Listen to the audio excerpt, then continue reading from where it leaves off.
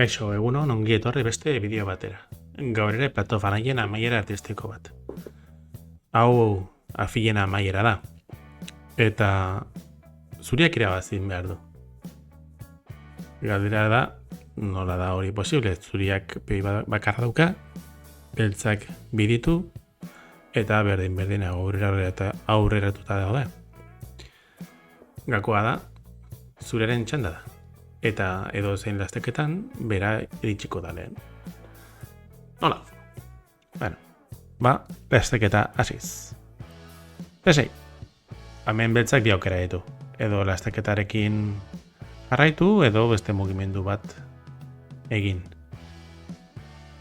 Alfila mugitziak ez du laguntzen, ze alfila C3, alfila F-loekin babesten da, eta beltzak ezin du C7 lokia kontrolatu. Beraz, argi dago, beltzak C6 eta gero lasteketarekin jarratu egin behar du. B3, C7, eta orain trukoak datoz.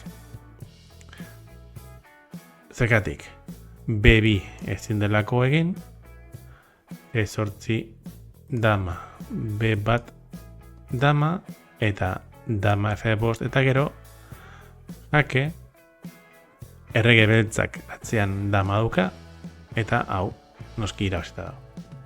Beraz, zuzenean ezin da B2 egin. Ze egin daiteke? Alfila G3 jake adibidez. Zergatik, errege G3 eta gero B2 orain ezin delako C8 dama jolastu. Zorain, B1 dama, dama F5 jake erregea E2, dama B1 errege itota delako. Beraz, B2 eta gero ezin da dama koroatu.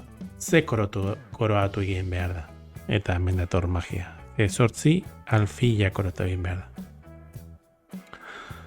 Noski, lehen bezala B1 eta gero alfila F5, bera errege lau egin eteke, errege gelau F5 laukia babestuz, eta B1 dama alfila F5 erregea kentzen da alfila B1, eta bi alfilen amaieren hau irabazta da.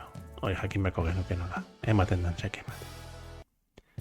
Bueno, espero dut kostatu izana, eta horrengo bideo batera arte.